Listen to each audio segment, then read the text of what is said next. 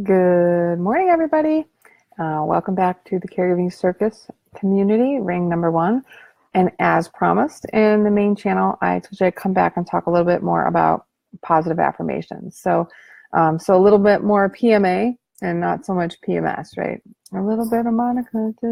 Anyway, that was my song. I couldn't get it out of my head. So we kind of start with this thought that the way we do one thing, we do everything in our life. It makes a lot more sense when we start talking about positive affirmations and how they can actually positively influence us and do good things.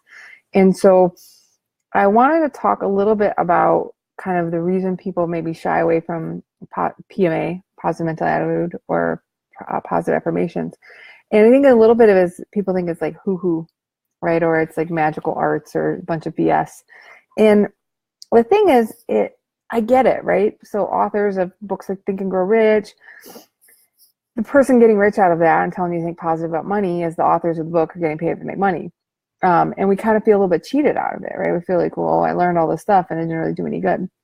Or a little bit disillusioned by the fact that this whole notion of positive mental attitude will really have a big change. And reprogramming your brain after years and years and years of negative self-talk can also be hard. So we're sort of fighting our own self, right? We're saying, those people are going to get rich from positive mental attitude, hokey pokey stuff. Probably not real anyway. The last time I did some dumb thing like that, it didn't do any good. And we just negative self-talk the crud out of the whole notion of positive mental attitude as well. The thing is positive thought can be a huge thing in transforming your life and the way that your life goes from this point forward. And affirmations are really the cornerstone of starting that transformation and maintaining that successful transformation. And so why do I really feel this so strongly? And in the first video in the main channel, we talked a little bit about my daughter Zoe. The thing is, like, positive affirmation, when framed in that way, sounds like some hocus pocus stuff. But if I were to instead say to you positive reinforcement within the methodology of ABA contained in the applied behavioral therapy model, you'd be like, oh, let me hear about that. That sounds really important. Because there's value to that, and there's scientific research and there's backup. Essentially is just a different word used in a different way to represent the same thing. And since words have so much power to us, if we've already attributed to that like a negative connotation, it can kind of push us there. So if you need to reframe your mind to thinking instead of positive mental attitude or PMA or positive thinking or positive affirmations, think about it as positive reinforcement or ABA therapy, whichever one works for you. So why do people utilize positive reinforcement? Why do people do affirmations? A lot of people, so here's the thing. Most people buy products for a few reasons, right? You buy it because you want to be a cool kid and you want to fit in the club. So like Apple's really good at marketing that way. We all want to be cool Apple fans, right? So if you're an Apple fan, or if you want to buy Dell or you want to buy IBM, you buy it because you're an anti-Apple person, right? So you want to be friends, you want to fit in the bucket, right? Other reason, so in the tribe, like the whole tribe conversation is a big deal right now. Other reason people buy products right now is to have the opportunity to make money. So that's the other one.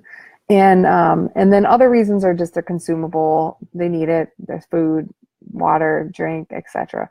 So when the first remnants of positive affirmation sort of was articulated in the 70s, the whole concept was wrapped around you wanting to learn this thing as it relates to gaining money into your life. And that's why people bought that book.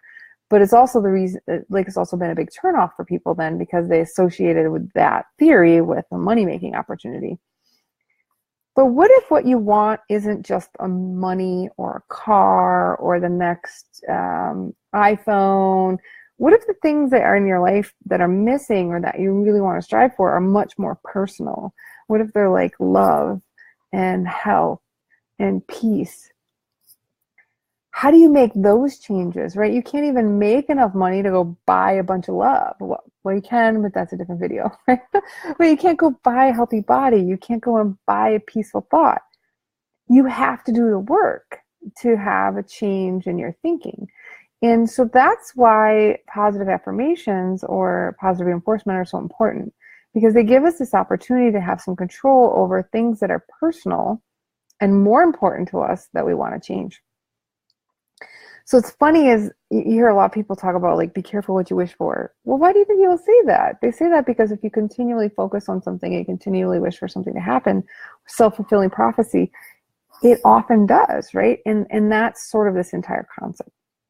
So what we really utilize positive affirmations for when you're trying to make real change on a personal level, on a personal subject like love, health, peace, hope, those types of things, is we're trying to close the gap between what our want state is, like where we are in our desired state.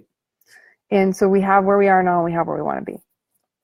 The problem we have with that is very often when we have a desired state that we want to get to, we negative talk it like crazy gangbusters. So we'll say things like, oh, I'm never going to get that promotion. Oh, I'm never going to be rich. Oh, I'm never going to be that beautiful. Oh, I'm never going to lose the weight. You're still doing affirmations, folks, but you're just doing, the dirty one, right? You're doing the negative one, and that's not good. You really want to be focused on the positive stuff and the good self-talk. And so while you may not believe in the whole positive reinforcement thing, you're doing it anyway. You're just doing a bunch of the negative side of stuff. So we have two ways to think. There's no like a neutral thought, right? You're either positively saying I'm great or you're negative saying I'm not. There's no, you don't run around all day saying I'm average, right? First of all, that'd be weird, but and boring. But if you know you have two choices then, and you catch yourself doing the negative one, flip the coin over and do the positive one. And my first question to you, if you're a very naysayer about this particular topic, is why not? What is it going to hurt if you do? Right? Are you going to feel silly that instead of saying to yourself that only you hear, you're fat, that you say to yourself, I am healthy and I can lose weight, or I am fit, or I am like all of those things, they sound stupid in your head, but you're a big fatty, it doesn't sound stupid. Like, it's not going to hurt anyone. And sometimes I wonder if the reason we don't do it is because the way that we associate value in our society right now is we associate value with things that you can pay for, and since saying something positive to yourself is free and it's easy and everything worth getting is hard work, that maybe because it's an effortless change or an effortless thing, we don't associate it with value. And maybe that's our sticking point. I don't really know. I just don't get why we're so reticent to be nice to ourselves. I mean, I'm not even telling you to like do self-care or take a bath or go take a shower or work out. I'm just saying, like, tell yourself you look nice today. And there's just a lot of resistance, and it's very interesting.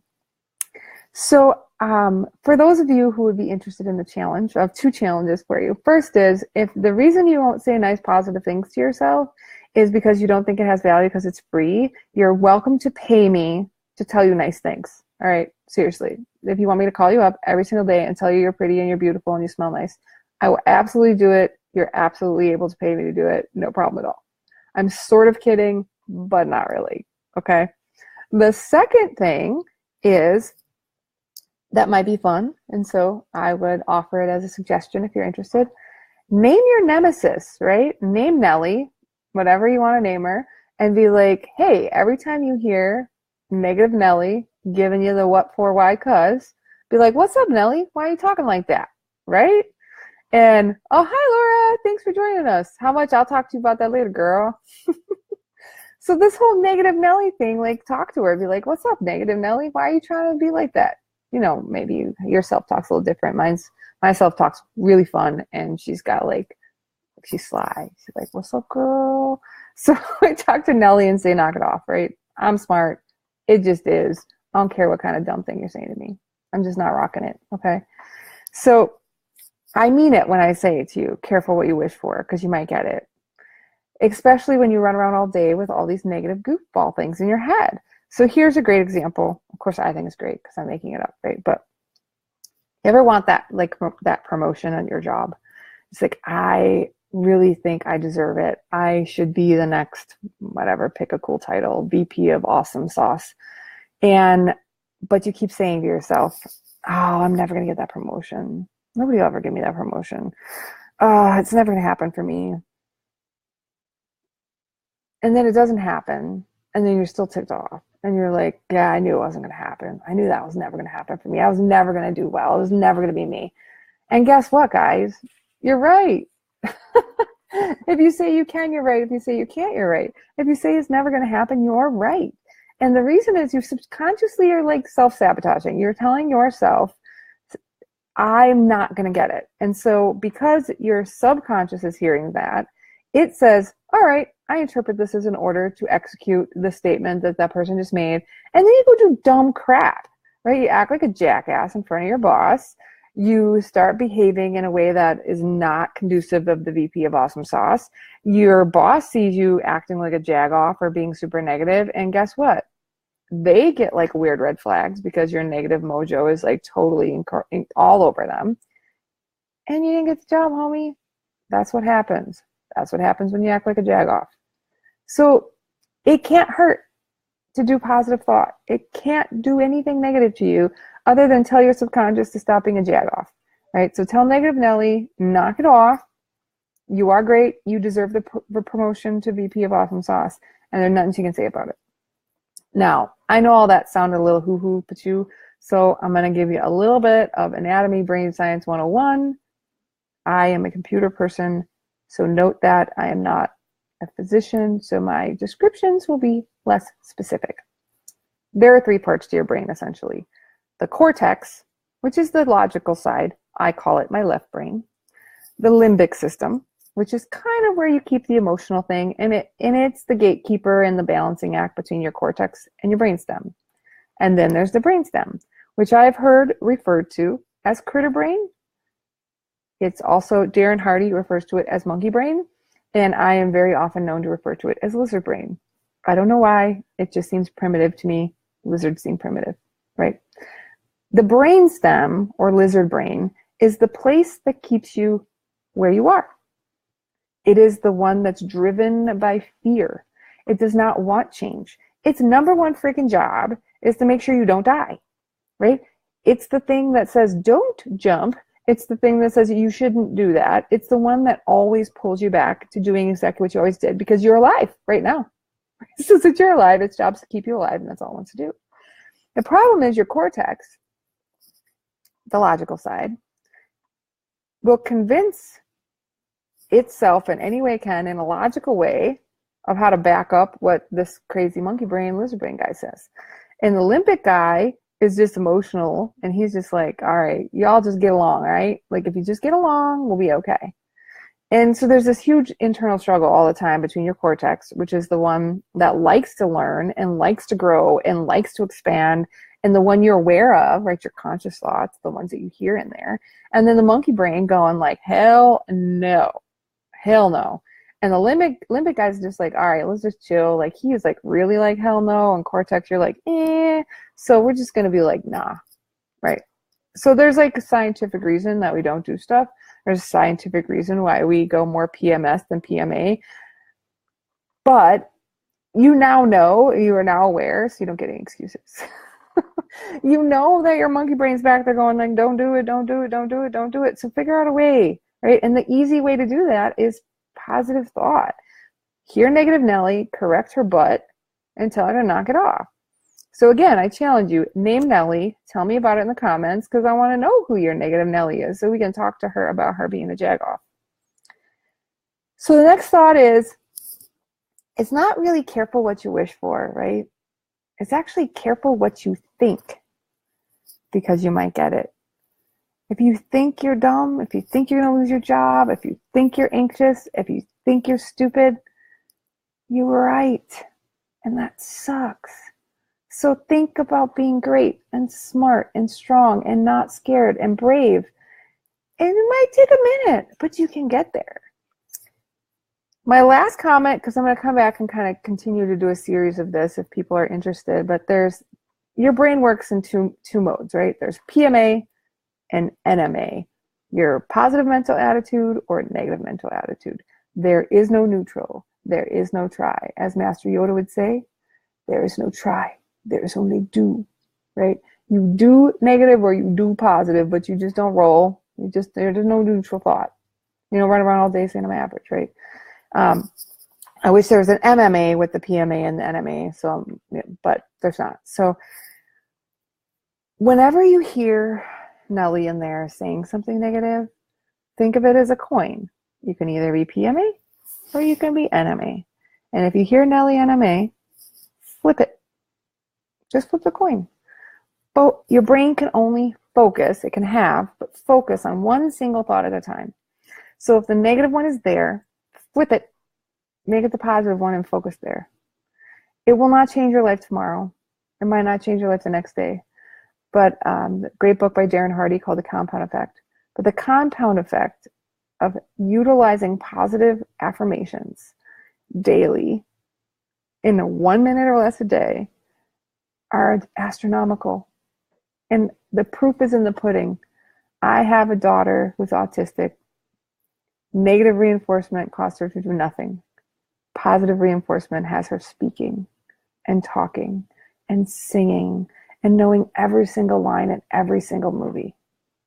I don't know how much more proof you need than that. If this isn't for you, that's fine too. I'm not charging you for this. I'm just passing along a little love. But your ability to bridge the gap between your conscious and your subconscious thought is as simple as writing out what you want as if it is and kicking Nellie in the teeth whenever she's a jerk. It will allow you, with positive mental attitude, allows you to forge a handshake between the conscious and the subconscious mind. And it's going to take you to the next step. Whatever that next step is, even if your want is just to feel calm 5 minutes a day, that's not a silly want. It's important. What do we need to do to get you there? All right, guys, really long video. That's why it's in the private group. I hope it was helpful to everyone. If there's anything I can do to help you guys out, let me know. I'm Jackie Schwab, your reluctant ringmaster here at the Caregiving Circus in the Schwab House in Milwaukee, Wisconsin. We're finally sunny and lovely. I hope you all have a fantastic day, and thanks for joining me. Talk to you soon.